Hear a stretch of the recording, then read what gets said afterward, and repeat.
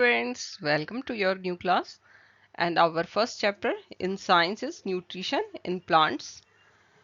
The things we discuss in this chapter as follows. Number one, modes of nutrition in plants. Plants किस तरीके से अपना खाना produce करते हैं, उनका मोड्स ऑफ न्यूट्रिशन क्या रहता है। हम सब जानते हैं कि प्लांट्स क्या होते हैं, ऑटोट्रॉफिक मोड ऑफ न्यूट्रिशन होता है, तो इसको हम यहाँ डिस्कस करेंगे। फिर फोटोसिंथेसिस, जिससे पौधे अपने फूड बनाते हैं, वो प्लांट्स में कहाँ किस तरीके से ये पूरा प्रोसेस कंप्लीट होता है, हम उसको डिटेल में समझेंगे। और इस फोटोसिंथेसिस के प्रोसेस को क्या क्या फैक्टर्स अफेक्ट करते हैं उनको भी समझना है। और फिर आएगा different types of heterotrophic mode of nutrition in plants. तो ये सारे के सारे टॉपिक अभी हम क्लियरली बहुत अच्छे से आपस में डिस्कस करते हैं। तो चलिए शुरू करते हैं हमारा first chapter, nutrition in plants. Mode of nutrition. Have you ever seen a plant eating? कभी किसी पौधे को आपने कुछ खाते हुए देखा है? हम लोग एनर्जी के लिए क्या करते हैं? खाना खाते हैं, है ना। और हमने पढ़ा है कि carbohydrates, proteins, fats, vitamins, minerals, ये सारे क्या हैं? कंपोनेंट्स होते हैं फूड के। और ये कंपोनेंट्स हमारी बॉडी के लिए बहुत ज़्यादा एसेंशियल होते हैं और इनको हम न्यूट्रिएंट्स कहते हैं। सारे जितने भी लिविंग ऑर्गेनिज्म्स होते हैं उन सभी को फूड की रिक्वायरमेंट होती है। बिना फूड के आपको एनर्जी नहीं मिलेगी, आप अपने डे टू डे लाइफ के वर्क्स परफॉर्म नहीं कर सकते। मैं पढ़ा रही हूँ, आप सुन रहे हैं, पढ़ रहे हैं, हम सबको एनर्जी की रिक्वायरमेंट होती है।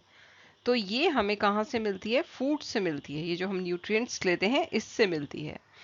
तो जो प्लांट्स हैं वो अपना खाना खुद बनाते हैं, लेकिन हम लोग और एनिमल्स क्या करते हैं? इसको पौधों से, या फिर जो लोग नॉन वेजिटेरियंस होते हैं वो एनिमल्स से, है ना, अपना जो न्यूट्रिएंट्स है वो लेते हैं। तो है ह्यूमंस और एनिमल्स, ये क्या है? डायरेक्टली डिपेंड करते हैं या फिर इनडायरेक्टली डिपेंड होते हैं किस पर? प्लांट्स पे। ये चीज़ अभी टर्म आप क्लियर इस क्लास को कंप्लीट होते होते आपको हो जाएगी कि डायरेक्टली और इनडायरेक्टली किस तरीके से वो डिपेंड कर रहे हैं प्लांट्स के ऊपर। लेकिन पौधे अपना खाना यहाँ आपने देखा कि खुद बना रहे हैं, है ना। तो प्लांट्स सिर्फ अकेले ऐसे ऑर्गेनिजम्स हैं जो कि अपना खाना बना सकते हैं। अब आपको लग रहा होगा कि क्या अजीब सी बात है, हमारी मम्मी तो रोज हमारे लिए खाना बनाती हैं, है ना, और हम खाना खा लेते हैं। लेकिन आपको पता है कि उस फूड को बनाने के लिए जिन चीज़ों की रिक्वायरमेंट्स होती है वो कहाँ से आते हैं, है ना। लेकिन पौधे क्या करते हैं? डायरेक्टली वाटर, कार्बन डाइऑक्साइड और मिनरल्स, इनकी मदद लेते हैं और रॉ मटेरियल्स जो प्रेजेंट होते हैं उनकी सराउंडिंग्स में, उनकी हेल्प से अपना खाना बनाते हैं। The nutrients enable living organisms to build their bodies, to grow, to repair damaged parts of their bodies and provide the energy to carry out life process, है ना। तो ये सारे जो हम लोग न्यूट्रिएंट्स लेते हैं इन्हीं की मदद से, आपको कभी चोट लग जाती है तो वो रिपेयर हो जाता है पार्ट, है ना। और आप ग्रो कर रहे हैं, बॉडी बिल्ड हो रही है आपकी, बड़े हो रहे हैं आप, हाइट बढ़ रही है, तो ये सब किससे हो रहा है? ये जो आप न्यूट्रिएंट्स ले रहे हैं इन सब से हो रहा है। ये रॉ मटेरियल्स जो हम ले रहे हैं उनसे हम इन सब चीज़ों की जो रिक्वायरमेंट है उसको पूरा कर रहे हैं। तो nutrition is the mode of taking food by an organism and its utilization by the body। ये पूरा प्रोसेस हो रहा है कि आपने फूड इनटेक लिया है और बॉडी उसका यूटिलाइजेशन कर रही है। The mode of nutrition in which organisms make food themselves from simple substances called autotrophic nutrition. Therefore plants are called autotrophs। तो जो आपके सिंपल सबस्टांसेस हैं, यानी कि एनवायरनमेंट से डायरेक्टली अगर आप कोई चीज़ ले रहे हैं और उससे आपको खाना बना रहे हैं, ये चीज़ अभी क्लियर नहीं अगर हो रही है तो आगे हो जाएगी। लेकिन ये मोड जो है वो क्या होता है? ऑटोट्रोपिक मोड होता है। और इस नरिशमेंट को हम क्या बोलते हैं? ऑटोट्रॉफ्स बोलते हैं। और प्लांट्स को हम किस कैटेगरी में रखते हैं? ऑटोट्रॉफिक, यानी कि ऑटोट्रॉफ्स कैटेगरी में हमारे पौधे आते हैं। जबकि हम लोग जो कि पौधों पे डिपेंड करते हैं वो किस में आते हैं? हेट्रोट्रॉफ्स में आते हैं। तो दो तरीके का आपका हो गया मोड ऑफ न्यूट्रिशन। किस किस तरीके का हो गया? Autotrophic and heterotrophic. तो अगर हम मोड ऑफ न्यूट्रिशन की बात करते हैं तो हमने ये समझ लिया कि मोड ऑफ न्यूट्रिशन दो तरीके का होता है एक ऑटोट्रॉफिक, जहां आप सिंपल सब्सटेंसेस से अपना फूड प्रिपेयर कर रहे हैं, और वो कौन होते हैं? पौधे ऐसा करते हैं। और दूसरा टाइप होता है जहां आप प्रीपेयर्ड फूड जो पौधे बना रहे हैं उसका इनटेक ले रहे हैं, और उन लोगों को हम क्या कह रहे हैं? एनिमल्स। और जो हम लोग हैं, ह्यूमन बीइंग्स हैं, उनको किस कैटेगरी में रख रहे हैं? हेट्रोट्रॉप्स में। तो दो तरीके का मोड ऑफ न्यूट्रिशन हो गया, हेट्रोट्रॉप्स और ऑटोट्रॉफ। क्लियर?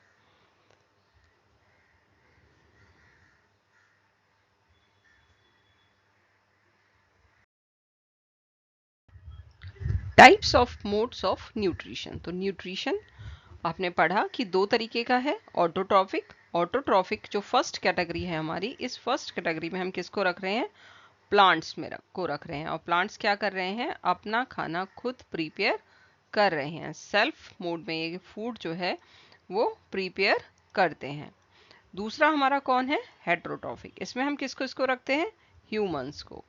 और ह्यूमंस क्या कर रहे हैं? अपना खाना कहाँ से ले रहे हैं? प्लांट से ले रहे हैं। तो ह्यूमंस और बाकी जो एनिमल्स हैं वो भी इसी कैटेगरी में आते हैं। तो ह्यूमंस एनिमल्स क्या हो गए? हेट्रोट्रॉफिक हो गए। लेकिन इसको भी हम फर्दर 5 कैटेगरीज में डिवाइड करते हैं। Parasitic, symbiotic, holozoic, insectivorous. Pitcher plant वगैरह आपने पढ़ा है, आप तो कार्टून मूवीज में देखते हैं कि एक पौधे के पास खड़े हुए हैं और पौधे ने उसको फटाक से अंदर रख लिया मुंह में, है ना? तो वो क्या होते हैं? इंसेक्टिवोरस प्लांट्स होते हैं। फिर अगला न्यूट्रिशन हमारा टाइप का क्या होता है? सेप्रोफाइटिक। तो इन सब को एक एक करके अब हम स्टडी करते हैं। अब मैं बार बार ऐसा कह रही हूँ कि पौधे अपना खाना खुद बना रहे हैं, तो ऐसा कैसे हो रहा है? तो ये जो प्रोसेस है, इस जिस प्रोसेस से पौधे ऐसा करते हैं वो होता है फोटोसिंथेसिस, यानी कि food making process in plants. Plants क्या करते हैं? जो सोलर एनर्जी है, यानी कि जो सन की एनर्जी है, सन की एनर्जी को ट्रैप कर लेते हैं। Plants use solar energy to convert carbon dioxide and water into glucose and oxygen. This oxygen is released into the air. The glucose is stored in the form of starch in leaves and in other parts of the plant. Both glucose and starch are forms of carbohydrate. The presence of starch in a leaf verifies the occurrence of photosynthesis. कुछ clear हुआ कि ये क्या है? सन है। और सन से क्या मिल रहा है? सनलाइट आ रही है, दिख रहा है आपको? इस सनलाइट को कौन ले रहा है? ग्रीन पार्ट्स पौधे के, है ना? क्लोरोफिल जहाँ पे मौजूद है, किसमें? लीव्स में। तो इन लीव्स में क्या हो रहा है? ये फूड मेकिंग प्रोसेस यहाँ पे परफॉर्म हो रहा है। ये फैक्ट्रीज हैं इस पौधे की। और यहाँ से देखिए, ये कार्बन डाइऑक्साइड ले रही हैं लीव्स, और रिलीज क्या कर रहे हैं? ऑक्सीजन। और क्या बना रहे हैं? ग्लूकोज। और रूट्स में हम देखिए ये मिनरल्स जो है इनटेक लिया जा रहा है। ये पूरा यहाँ आपको प्रोसेस समझाया गया है कि इस प्रोसेस को परफॉर्म कैसे करना है। तो ये जो फोटोसिंथेसिस है, इसके लिए किस किस चीज़ की ज़रूरत है? और इसकी जो इक्वेशन है वो क्या बनती है? कार्बन डाइऑक्साइड प्लस वाटर, और रिलीज क्या हुआ? Glucose and oxygen. किसकी प्रेजेंस में? सनलाइट की प्रेजेंस में। यही खाना जो पौधे बना रहे हैं वो सारे लिविंग ऑर्गेनिज्म्स की रिक्वायरमेंट को कंप्लीट करता है। यानी कि ये सारी एनर्जी कहाँ से आ रही है? सन से आ रही है। और ये सन की एनर्जी को कौन ट्रैप कर रहा है? पौधे ट्रैप कर रहे हैं। और उन्हीं उसी एनर्जी से सारे लोग अपने अपने वर्क्स को परफॉर्म कर रहे हैं। बिना उस एनर्जी के हम कुछ भी नहीं कर सकते हैं। इसकी इम्पोर्टेंस क्या है हमारे लाइफ में? तो फोटोसिंथेसिस जो है वो मेंटेन करता है ऑक्सीजन और कार्बन डाइऑक्साइड का जो रेशियो है एटमॉस्फेयर में, उसको। प्लांट्स जो है बहुत इम्पॉर्टेंट होते हैं हमारी लाइफ को मेंटेन करने के लिए। अगर वो पौधे ऑक्सीजन नहीं बनाएंगे, कार्बन डाइऑक्साइड नहीं लेंगे, तो ये रेशियो हमारा मेंटेन नहीं रह पाएगा। लीव क्या कर रही हैं? कैप्चर कर रही हैं एनर्जी सनलाइट की। इस एनर्जी को वो सिंथेसिस कर रहे हैं और उससे कार्बन डाइऑक्साइड और वाटर की हेल्प से फूड बना रहे हैं। ये सारा कुछ किस प्रेजेंस में हो रहा है? सनलाइट की। और इसीलिए हम इसको क्या बोलते हैं? फोटोसिंथेसिस, यानी कि लाइट की प्रोसेस में सिंथेसाइज करके कंबाइन करके कुछ चीज़ों को वो फूड बना रहे हैं। और हमें ये भी पता है कि ये कहाँ हो रहा है, लीव्स में, है ना। और लीव्स कैसी हैं, ग्रीन, तो किस चीज़ की ज़रूरत हो रही है, क्लोरोफिल की। तो क्लोरोफिल, सनलाइट, कार्बन डाइऑक्साइड और वाटर, ये सारे के सारे क्या है, नेसेसरी कंपोनेंट्स होते हैं जिससे कि फोटोसिंथेसिस का पूरा प्रोसेस कंप्लीट हो सके। ये एक यूनिक प्रोसेस है इस अर्थ का, जिससे पूरी अर्थ में सारे लोग अपने अपने वर्क्स को परफॉर्म कर पा रहे हैं। सोलर एनर्जी को कैप्चर कर लिया जा रहा है बाय लीव्स, और फिर उसको पौधों में स्टोर कर लिया जाता है फॉर्म ऑफ फूड, और इसी फूड को हम इनटेक लेते हैं, जो आपने प्रीवियस क्लासेस में पढ़ा है, लीव्स, स्टेम और बाकी जो भी पार्ट्स हम खाने में पौधे के लेते हैं, वो यही जो फूड है उसको हम इनटेक करते हैं उसका। अब इस प्रोसेस को कंप्लीट करने के लिए जो कंडीशंस एसेंशियल होती हैं वो क्या क्या होती हैं, मतलब किस तरीके की कंडीशंस होंगी तब ये फोटोसिंथेसिस का प्रोसेस पौधे कर पाएंगे। तो photosynthesis is the process by which plant cells prepare food, carbohydrates from inorganic raw materials such as carbon dioxide, water in the presence of sunlight and chlorophyll. The factors other than sunlight affecting the rate of photosynthesis are carbon dioxide. Carbon dioxide act करता है एक substrate की तरह for photosynthesis. इस process के अंदर carbon dioxide और water convert हो जाते हैं कार्बोहाइड्रेट्स में, और वाटर जो होता है वो इस फोटोसिंथेसिस की प्रोसेस में फोटोलाइज्ड होता है ऑक्सीजन में और हाइड्रोजन में, और ये क्या करता है, एनर्जी प्रोवाइड करता है इस परफॉर्मेंस जो पूरी की प्रक्रिया हो रही है फोटोसिंथेसिस की, उसके लिए।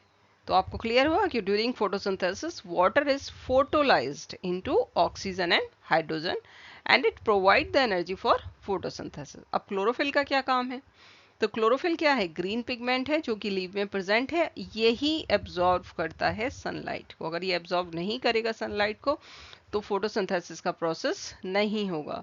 6 मॉलिक्यूल कार्बन डाइऑक्साइड के रिक्वायर करते हैं और 6 मॉलिक्यूल ही वाटर के रिक्वायर करते हैं, ये कंबाइन होते हैं सनलाइट और क्लोरोफिल की प्रेजेंस में, और हमारा ग्लूकोज बनाते हैं और ऑक्सीजन रिलीज कर देते हैं।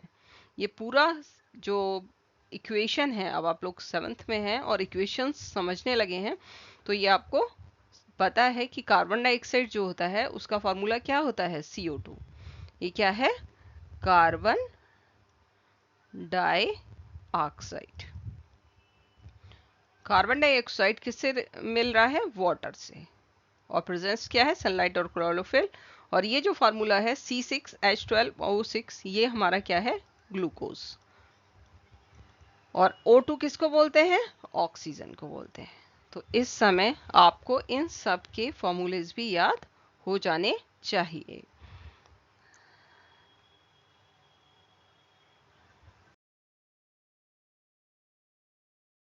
क्लियर हो रहा है आपका फोटोसिंथेसिस का प्रोसेस? अगर नहीं हो रहा है तो आप ऐसा करिए, 3 पौधे लीजिए। जो मैंने आपसे फर्स्टली क्वेश्चन पूछा था कि क्या पौधे अपना खाना आपने देखा है खुद खाते हैं कि क्या, इस प्रोसेस को अगर आप समझना चाहते हैं तो 3 वेल पॉटेड प्लांट्स लीजिए और उनको ABC करके मार्क कर दीजिए। A को आप सनलाइट में रखिए और रोज उसमें वाटर डालिए। B को डार्कनेस में रखिए और वाटर रोज आपको उसमें डालना है। C को लाइट में ही रखना है लेकिन वाटर नहीं देना है। ये एक्सपेरिमेंट आपको 1 वीक तक करना है। फिर उसको ऑब्जर्व करना है कि ये जो 3 प्लांट्स हैं आपके, इनकी कंडीशन क्या है, ऑब्जर्व करिए, है ना। एक्सपेरिमेंट करना सीखिए, साइंस पढ़ रहे हैं आप लोग और इसको सीरियसली लेना शुरू कीजिए। फिर आप ऑब्जर्व करेंगे कि ए जो है वो अच्छे से ग्रो कर रहा है जबकि बी और सी विल्टेड हो गए हैं, यानी कि पौधों को सनलाइट और वाटर दोनों की रिक्वायरमेंट होती है ग्रोथ के लिए। तो ये एक एक्सपेरिमेंट है जो आप परफॉर्म करेंगे। और बच्चों सीरियसली मैं इसलिए बोल रही हूँ साइंस के लेने के लिए कि अगर आपको आगे इसी स्ट्रीम में जाना है यानी कि साइंस को फॉलो करना है तो अब बहुत ज़रूरी है कि छोटी छोटी चीज़ों को आप अभी से याद रखें। कंपटीशन बहुत टफ है और कहीं अगर आपको डॉक्टर बनना है तो कितने सारे बच्चे कॉम्पिट करेंगे आपके साथ, तो इन सब चीज़ों को अभी से समझना शुरू करिए। स्टोमेटा जो है वो भी एक इम्पॉर्टेंट रोल अदा करता है हमारा फोटोसिंथेसिस के प्रोसेस में। ये क्या है? टिनी ओपनिंग्स होती हैं या फिर पोर्स होते हैं जो प्लांट टिश्यूज के अंदर पाए जाते हैं और गैस एक्सचेंजेस में हेल्प करते हैं। नॉर्मली तो ये हमें लीव्स में मिलते हैं, लेकिन हाँ, स्टेम्स में भी पाए जाते हैं।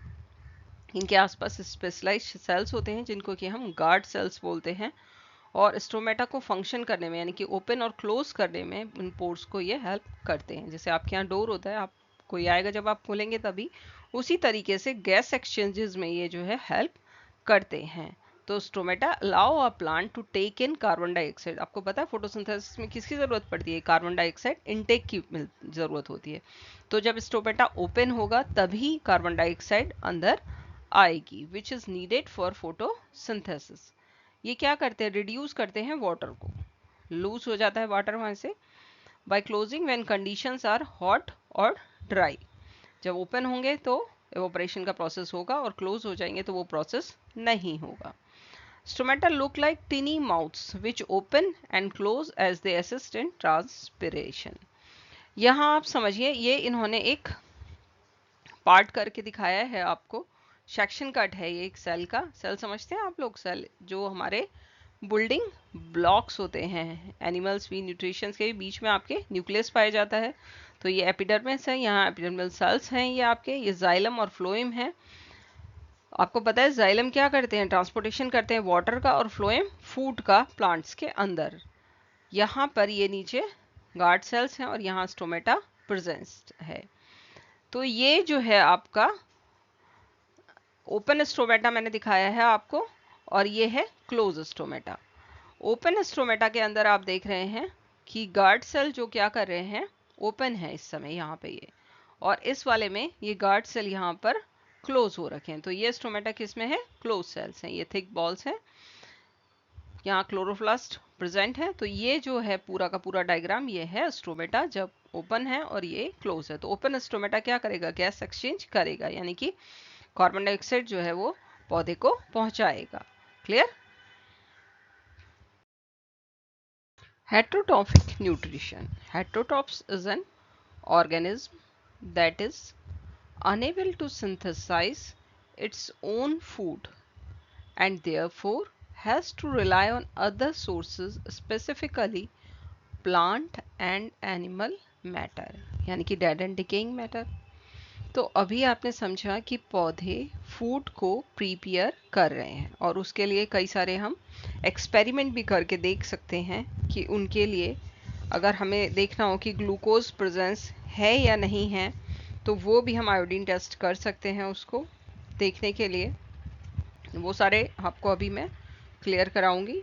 लेकिन अभी हम समझ रहे हैं कि जो ह्यूमंस हैं वो तो क्लोरोफिल किसी में प्रेजेंट नहीं है, कोई कार्बन डाइऑक्साइड नहीं ले रहा है, और ना ही फोटोसिंथेसिस का प्रोसेस उसमें हो रहा है, यानी कि हम अपना खाना खुद नहीं बना रहे हैं। तो इन सब को हम किस कैटेगरी में रखेंगे? हेटेरोट्रॉफिक न्यूट्रिशन में रखते हैं। All animals and non-photosynthetic plants are classified as heterotrophs since they are unable to prepare food. So these organisms resort to other various forms of nutrition. Hence, from an ecological perspective, heterotrophs are always secondary or tertiary consumers in a food chain. इनको हम दूसरे या तीसरे स्थान पर रखते हैं। हमेशा हम प्रोड्यूसर्स में, फूड चेन में फर्स्ट में प्लांट्स को ही रखते हैं। Humans and other vertebrates rely on converting organic, solid or liquid food into energy. Organisms such as fungi rely on converting dead organic matter, यानी कि जैसे हम लोग हैं, हम क्या कर रहे हैं? फ्रूट्स खा रहे हैं या एप्पल्स वगैरह आप ले रहे हो, तो ये कौन बना रहा है? पौधे से हमने लिया ना, तो हमने डायरेक्टली तो अपना फूड नहीं बनाया। तो हम कहाँ से डिपेंड हो गए? प्लांट्स पे। ऐसी फंजाई जो है वो डेड ऑर्गेनिक मैटर पे होती हैं, वो न्यूट्रिएंट्स अपना उससे लेते हैं। तो हेटेरोट्रॉप्स क्या कर रहे हैं? ब्रेक डाउन कर रहे हैं कॉम्प्लेक्स फूड को यूजेबल कंस्टिट्यूट्स में, और उसको ब्रेक डाउन करके वो अपने जो फूड इनटेक की ज़रूरतें हैं उनको पूरा कर रहे हैं। Parasitic nutrition in plants. Parasitic nutrition is a mode of heterotrophic nutrition where an organism known as parasite lives on the body surface or inside the body of another type of organism known as host. The parasite obtains nutrition directly from the body of the host. The parasite plants climb on the host plant from which they get all the food. A parasite plant produces certain special type of roots called sucking roots, which penetrate into the host plant. The parasite sucks the food material from the host through these special roots. आपने देखा होगा yellow colour का एक कुछ लंबे लंबे से होते हैं और वो दूसरे प्लांट्स पे, जिस कस्केटा जिसको हिंदी में हम अमरवेल बोलते हैं, इसका एग्जाम्पल होता है, पूरी तरीके से वो पौधे को ढक सा लेती है और अपना फूड उस पौधे से लेती है। तो इसी तरीके से ये जो हेट्रोट्रॉपिक प्लांट्स होते हैं इनका पैरासिटिक मोड ऑफ न्यूट्रिशन होता है और ये डिपेंड करते हैं दूसरे प्लांट पे जो लिविंग है और अपना खाना खुद बना रहा है, उससे ये ड्राइव करते हैं अपना न्यूट्रिशन। और बाद में जब आप पैरासाइट हो तो आप होस्ट को नुकसान पहुंचाओगे ही पहुंचाओगे। तो होस्ट प्लांट पे ये डिपेंड करते हैं। इसके एग्जांपल जैसे मैंने ये कस्केटा लिया है, डोडर होते हैं, रफ्लेशिया है, ये तो पेल येलो कलर का है, ये आपने बहुत आसपास देखा भी होगा, ट्री टॉप से पे अक्सर आप इसको देख सकते हैं। दूसरे तरीके के जो होते हैं वो पार्शियल पैरासाइट्स भी होते हैं, जैसे मिस्ट्रोला है। ये प्लांट्स प्रिपेयर करते हैं थोड़ा बहुत खुद भी, लेकिन बाकी ये होस्ट पे डिपेंड करते हैं मिनरल्स वगैरह को लेने के लिए। ऐसी तरीके से आप देखते हैं हम लोग बच्चों से भी मना करते हैं ना कि आप मिट्टी में मत खेलिए, क्योंकि क्या होगा, आपके हाथों में कीड़े हो जाएंगे। वर्ड सुना है, आपको दवाई भी दी जाती है क्योंकि कुछ पैरासाइट्स उसमें रहने लगते हैं और आपसे अपना फूड प्राप्त करते हैं। तो वो सारा का सारा जो मोड ऑफ न्यूट्रिशन होता है वो किस में आता है, पैरासाइटिक मोड ऑफ न्यूट्रिशन में इंक्लूड होता है। अब आपके आते हैं इंसेक्टिवोरस प्लांट्स, जैसे कि आप यहाँ स्क्रीन पर देख रहे हैं। ये सब क्या हैं, आपके इंसेक्टिवोरस प्लांट्स हैं। Insectivorous means insect eating. क्या कर रहे हैं, इंसेक्ट को खा रहे हैं, क्योंकि ये ऐसी जगह होते हैं ना जहाँ नाइट्रोजन की डेफिशिएंसी होती है सॉइल में। आपको पता है नाइट्रोजन जो है वो सॉइल से लेते हैं पौधे, मैंने पढ़ाया आपको। तो जहाँ डेफिशिएंसी है वहाँ इस तरीके के पौधे पाए जाते हैं। ये ड्राइव कर लेते हैं अपना न्यूट्रिशन इंसेक्ट्स पे, दे ट्रैप कर लेते हैं और उनको कंज्यूम कर जाते हैं। ज़्यादातर ये ह्यूमिड एरियाज में है जहाँ बहुत ज़्यादा सनलाइट है, मॉइस्चर है। They are found in the nitrogen deficient soil, that is why they trap and digest insects to absorb nutrients. Venus fly trap, pitcher plant and cobra lily, ये सब examples हैं इंसेक्टिवोरस प्लांट्स के, और इनको हम carnivorous plants भी कहते हैं। जैसे वेनस फ्लाई ट्रैप है, वाइड माउथ है उसका, हेयर लाइन है, ये सब क्या है, सेंसिटिव स्ट्रक्चर होते हैं। जैसे ही कोई ऑर्गेनिज्म इस पर बैठता है, इनकी हेयर लाइन को टच करता है, ये माउथ जो है वो शट हो जाता है, है ना। और जैसे ही माउथ ये शट होगा, इंसेक्ट्स इसके अंदर बंद हो जाएगा जो भी यहाँ पर होगा, और ये क्या करेंगे, उसको डाइजेस्ट कर लेंगे। और जब पूरा डाइजेशन कंप्लीट हो जाएगा तो इनको दूसरा प्रे चाहिए, है ना। तो ये लिड ओपन हो जाएगी अगेन और ये ट्रैप तैयार हो जाएगा दूसरे के लिए। और नॉर्मली इनके जो बहुत ही चटकदार चमकीले कलर के होते हैं कि अट्रैक्ट हो इनकी तरफ जो इंसेक्ट्स होते हैं वो, और जिससे ये उनको फटाफट डाइजेस्ट कर लें। ये फोटोसिंथेसिस भी कर सकते हैं, लेकिन ये जो नाइट्रोजन रिक्वायरमेंट हैं उनको तो इसी तरीके से कंप्लीट करते हैं अपनी। तो बहुत इंटरेस्टिंग टॉपिक है। Saprophytic nutrition in plants. Some plants derive nutrition from dead and decaying organic matter. Dead plants and animals, such plants are called saprophytes, and this mode of nutrition is called saprophytic. इसके जो example हैं Monotropa, mushrooms या bread moulds. Armillaria mellea kind of mushroom है, मालूम है, स्कैनामिट लाइट, another mushroom, one of the largest living organisms Armillaria ostoyae. ये क्या करते हैं, जो डाइजेस्टिव जूसेस हैं उसको डेड और डिकेइंग के ऊपर जो है अपने रिलीज कर देते हैं, और उसके बाद ये जो जूसेस हैं ये एक्ट करते हैं और कन्वर्ट करते हैं ऑर्गेनिक मैटर को लिक्विड फॉर्म में, यानी कि सिंपलर सब्सटेंसेस में। अगेन दीज ऑर्गेनिज्म अब्जॉर्व कर लेते हैं दिस लिक्विड को और अपना फूड इनसे इनटेक लेते हैं। तो ये मेन फंक्शनिंग इनकी क्या होती है कि जो डेड एंड डिकेइंग है उनके ऊपर सिर्फ इनको क्या करना है, डाइजेस्टिव जूसेस को रिलीज करना है। तो आप देख रहे हैं कि यहाँ बाहर एक्सटर्नली जो है एक तरीके का डाइजेशन हो रहा है ना। डाइजेस्टिव जूस रिलीज कर दिए डेड एंड डिकेइंग मैटर के ऊपर, और वहाँ ऑर्गेनिक मैटर को लिक्विड फॉर्म में कन्वर्ट कर दिया और वहाँ से इनटेक ले लिया। अब हम लोग क्या करते हैं, सीधे सीधे खाना खाते हैं और फिर हमारा एक बहुत ही कॉम्प्लिकेटेड सिस्टम है जहाँ पूरा वो फूड एक प्रोसेस के थ्रू हमारे इंटेस्टाइन में एब्जॉर्ब होता है, लेकिन यहाँ एक्सटर्नली फूड जो है वो एब्जॉर्ब किया जा रहा है। ये अंतर है और यही सप्रोफाइटिक न्यूट्रिशन की में इम्पॉर्टेंट लाइन है जो आपको ध्यान रखनी है, ठीक है ना। साइंस स्टूडेंट्स हैं आप लोग, बार बार मैं कह रही हूँ तो थोड़ा सा अटेंशन और फोकस बढ़ाइए। सिम्बायोटिक प्लांट्स, सिम्बायोटिक रिलेशनशिप, ये एक वर्ड यहाँ देखिए यूज हो रहा है जो अभी तक कहीं यूज नहीं हुआ है, दैट इज कॉल्ड रिलेशनशिप। यानी कि यहाँ क्या है, एक क्लोज एसोसिएशन है दो डिफरेंट ऑर्गेनिज्म्स के बीच। इस एसोसिएशन में टू ऑर्गेनिज्म में actually mutually benefit from each other, they actually get nourishment from each other. यहाँ पैरासिटिक नहीं है ना, यहाँ कोई होस्ट है, यहाँ एक म्यूचुअल रिलेशनशिप है। जैसे फॉर एग्जाम्पल लाइचिन, जो एसोसिएशन है किस किस के बीच, एल्गा और फंजाई के बीच। एल्गा क्या कर रहा है, क्योंकि वो ऑटोट्रॉफ है, वहाँ ग्रीन है, इसलिए वो सिंथेसाइज फूड को कर पा रहा है। लेकिन फंजाई जो है वो सैप्रोफाइटिक मोड ऑफ न्यूट्रिशन होता है, इसीलिए वो सिर्फ एब्जॉर्व करता है वाटर और मिनरल को, और सप्लाई कहाँ कर रहा है, एल्गल पार्टनर को अलोंग विद द शेल्टर। तो यहाँ दोनों म्यूचुअली वर्क कर रहे हैं और दोनों को ही एक दूसरे से हेल्प मिल रही है। तो इसको हम क्या बोलते हैं, सिम्बियोटिक रिलेशनशिप। और इस तरीके के पौधों को हम क्या बोलते हैं, सिम्बियोटिक प्लांट्स बोलते हैं, और लाइचन इसका अच्छा एग्जाम्पल है। Symbiotic association. Symbiotic association help to leverage the soil.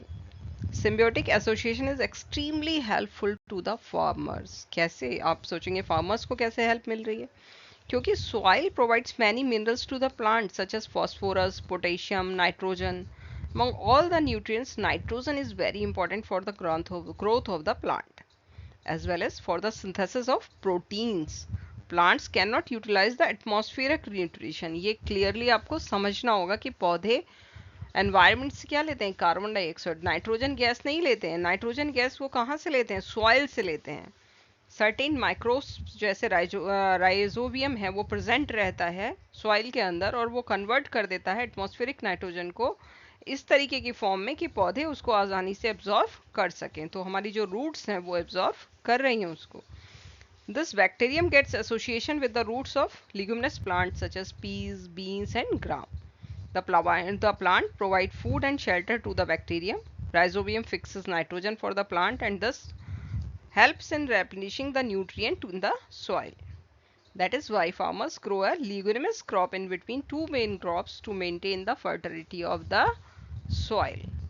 तो ये एक बहुत ही इंटरेस्टिंग चीज़ थी जो आपने समझी कि सिम्बियोटिक एसोसिएशन किस तरीके से फार्मर्स के लिए बहुत ज़्यादा हेल्पफुल रहता है, और इससे जो हमारी एटमॉस्फेरिक नाइट्रोजन होती है उसको फिक्स किया जाता है और किस तरीके से उसको सॉइल से लिया जाता है। तो the organism of the relationship convert the atmospheric nitrogen present in the surrounding environment into ammonia to fulfil the basic requirement of plants and help the soil to gain its fertility. तो आपको जो farmers हैं उसको कोई requirement नहीं होगी कि वो फर्टिलाइजर्स लेकर आए और उसमें डाले, है ना। तो ये प्रोसेस जो है उससे वैसे ही फर्टिलिटी सॉइल की मेंटेन रहेगी। पूरा चैप्टर हम लोगों ने पढ़ लिया है और समझ लिया है। अब हम क्वेश्चंस देखते हैं कि क्या क्या इस पे हमारे बन सकते हैं और उनको हम किस तरीके से कंप्लीट करेंगे। Why do organisms need to take food? अब इसका आंसर आप सब जानते हैं, बहुत डिटेल में मैंने आपको समझाया कि मैं यहाँ बोल रही हूँ, आप सुन रहे हैं, समझ रहे हैं, खेल रहे हैं, पढ़ रहे हैं। तो ये सब किससे कर रहे हैं, एनर्जी से। ये न्यूट्रिशन आपको कहाँ से मिल रहा है, फूड से मिल रहा है।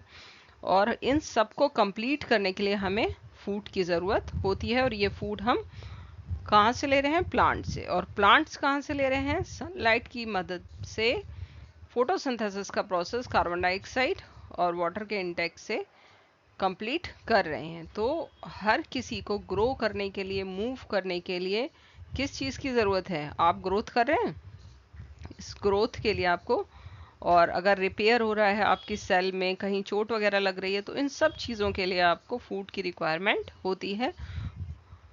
फिर दूसरा क्वेश्चन है हमारा, distinguish between A parasite and A saprophyte. यहाँ नाम से ही आप समझ जाएंगे कि पैरासाइट यानी कि उसे एक होस्ट की रिक्वायरमेंट होगी और वो होस्ट को नुकसान पहुंचाएगा, है ना, होस्ट को खत्म कर देगा वो एक स्टेज पे जाके। तो वो क्या है? पैरासाइट है, जो पूरी तरीके से दूसरे पर डिपेंड करता है और उससे अपना न्यूट्रिशन ले रहा है। जबकि सेप्रोफाइट्स जो होते हैं, वो मैंने आपको पीछे भी समझाया था कि डेड एंड डिकेइंग पर निर्भर करते हैं। वो एक तरीके से हमारी हेल्प कर रहे हैं, एनवायरनमेंट को क्या कर रहे हैं? क्लीन कर रहे हैं, है ना।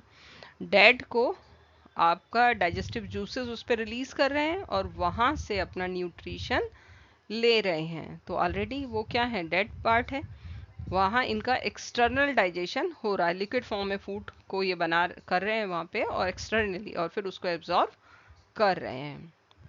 नेक्स्ट क्वेश्चन देखिए, how would you test the presence of starch in leaf. अब इसको हमें करने के लिए कुछ चीज़ों की रिक्वायरमेंट होगी। एक तो हमें ग्रीन लीफ चाहिए। स्टार्च कहाँ होगा? ग्रीन लीफ के अंदर होगा, तो आपको एक ग्रीन लीफ चाहिए। उसके बाद आपको किसकी रिक्वायरमेंट होगी? H2O यानी कि वाटर की रिक्वायरमेंट होगी। इसको टेस्ट करने के लिए एक टेस्ट ट्यूब चाहिए, है ना, और हमें अल्कोहल की ज़रूरत पड़ेगी। किसकी ज़रूरत पड़ेगी? अल्कोहल, ठीक। फिर आपको बीकर चाहिए और हमें चाहिए आयोडीन का सॉल्यूशन। ये सारी चीज़ तो हमारे लिए रिक्वायरमेंट होगी। फिर हम क्या करेंगे? स्टार्च क्या करता है? टर्न्स कर देता है। Adding iodine solution starches blue black in colour. Starch का जो कलर है वो ब्लू ब्लैक हो जाता है। अभी हमने लीफ कैसी ली है? ग्रीन के लिए। अब हम प्लेस करेंगे लीफ को टेस्ट ट्यूब में जो हमने ली, और उसके अंदर हम क्या डालेंगे? अल्कोहल। फिर कुछ पानी और हीट करेंगे बीकर को, और उसके अंदर हम टेस्ट ट्यूब को रख देंगे। तो लीफ है और अल्कोहल है बीकर में। क्लोरोफिल क्या करेगा? डिजॉल्व होगा वार्म अल्कोहल के अंदर, और लीफ जो है वो लूज करेगी अपना ग्रीन कलर और कैसी हो जाएगी? कलरलेस हो जाएगी। This is required to clearly see any colour change on addition of iodine. Remove the leaf and wash it in water. आप उसको धो लीजिए और उसके ऊपर अब हमें क्या करना है? आयोडीन को पोर करना है। तो आप ऑब्जर्व करेंगे कि उसका जो कलर है वो ब्लू ब्लैक हो गया है। यानी कि अगर हमने ग्रीन लीफ ली है तो इसका कलर क्या हो गया? Blue black. किस कलर की हो गई है? ब्लू और ब्लैक की हो गई, ठीक है। तो ये हमारा परफॉर्म हो गया है। लेकिन यहाँ पे हीट वीट कर रहे हैं तो थोड़ा कोई आपका बड़ा साथ में है तभी आप इस एक्सपेरिमेंट को परफॉर्म कर सकते हैं। फिर है give a brief description of the process of synthesis of food in green plants. ये तो मैंने बहुत डिटेल में समझाया है और बार बार आपको समझाया है कि ग्रीन प्लांट फोटोसिंथेसिस की हेल्प से जो प्रोसेस है अपना खाना बनाते हैं, और सनलाइट, कार्बन डाइऑक्साइड और वाटर की रिक्वायरमेंट उसके लिए होती है। और जो आपकी रिएक्शन है जैसे कि 6CO2 यानी कि 6 मॉलिक्यूल कार्बन डाइऑक्साइड के 6 H2O, और किस किस की प्रेजेंस है? Sunlight. और आपको क्या चाहिए? ग्रीन कलर चाहिए, यानी कि आपको चाहिए क्लोरोफिल चाहिए। ये मैंने आपको रिएक्शन अभी समझाई थी। तब आपका क्या बनेगा? ग्लूकोज बनेगा। और क्या रिलीज होगी? ऑक्सीजन रिलीज हो जाएगी, है ना। ग्लूकोज का फार्मूला क्या होता है? C6H12O6, और कार्बन डाइऑक्साइड ऑक्सीजन का होता है O2, तो 6O2। अब ये हो गई आपकी बैलेंस। तो मैम क्या क्या बोले जा रही हैं? बैलेंस, ऑक्सीजन, है ना। तो ये सब अभी आप सीखते चले जाएंगे जैसे जैसे आपके क्लासेस बढ़ते चले जाएंगे। रिएक्शंस लिखना, उनको बैलेंस करना, है ना। तो नाउ इट्स क्लियर। एक स्केच बनाना है आपको सोर्स दिखाने के लिए। मुझे लगता है अब आपको ये सब समझ आ गया है। अब हमारे आते हैं फिल इन द ब्लैंक्स। तो जो ब्लैंक पार्ट है सिर्फ वही हमें फिल करना है, एक्स्ट्रा इन्फॉर्मेशन नहीं देनी है। पहला क्वेश्चन है ग्रीन प्लांट्स आर कॉल्ड। तो आपको पता है पौधे अपना खाना खुद बनाते हैं, इसीलिए वो क्या होते हैं, ऑटोट्रॉप्स होते हैं। नेक्स्ट क्वेश्चन है the food synthesized by the plant is stored as. तो जो फूड पौधे बनाते हैं वो ग्लूकोज की फॉर्म में बनाते हैं, लेकिन यहाँ इन्होंने क्वेश्चन में पूछा है स्टोर्ड, यानी कि स्टोर्ड किस फॉर्म में करते हैं, तो दैट इज स्टार्च। अभी हमने स्टार्च का टेस्ट भी किया था कि अगर हमें प्रेजेंस पता करनी है स्टार्च की तो हम कैसे करेंगे। In photosynthesis solar energy is captured by the pigment call. तो क्या होता है, क्लोरोफिल। क्लोरोप्लास्ट में ये प्रेजेंस होता है, इस पिगमेंट का नाम क्या होता है, chlorophyll. During photosynthesis plants take in. तो आपको पता है क्या टेक इन करते हैं, कार्बन डाइऑक्साइड टेक इन करते हैं, और क्या रिलीज करते हैं, ऑक्सीजन जो है वो हमारी एनवायरनमेंट के अंदर रिलीज कर देते हैं, OXYGEN। अब है name the following. A parasitic plant with yellow slender and tubular stem. Pitcher plant आप सबको पता है। A plant that has both autotrophic and heterotrophic mode of nutrition. दोनों तरीके से न्यूट्रिशन कौन करता है ये भी मैंने आपको पहले ही बता दिया है। The pores through which leaves exchange gases, तो वो आपके होते हैं स्ट्रोमेटा। तो इस तरीके से आपका ये पूरा चैप्टर कंप्लीट हो जाता है। क्लियरली एक एक स्टेप मैंने यहाँ पे आपको समझाने की कोशिश की है। उम्मीद करती हूँ आपको अच्छे से समझ आया होगा। अगर आपको लगता है कि कुछ प्रॉब्लम कहीं हो रही है तो आप मुझे कमेंट कर कर बता सकते हैं। Thank you students for watching my video. इतने पेशेंस के साथ आपने मुझे सुना, और मुझे उम्मीद है कि आपको पूरा चैप्टर बहुत अच्छे से क्लियर हो गया होगा। अगेन थैंक्स फॉर वॉचिंग, और मिलते हैं नेक्स्ट क्लास में। Till then bye bye.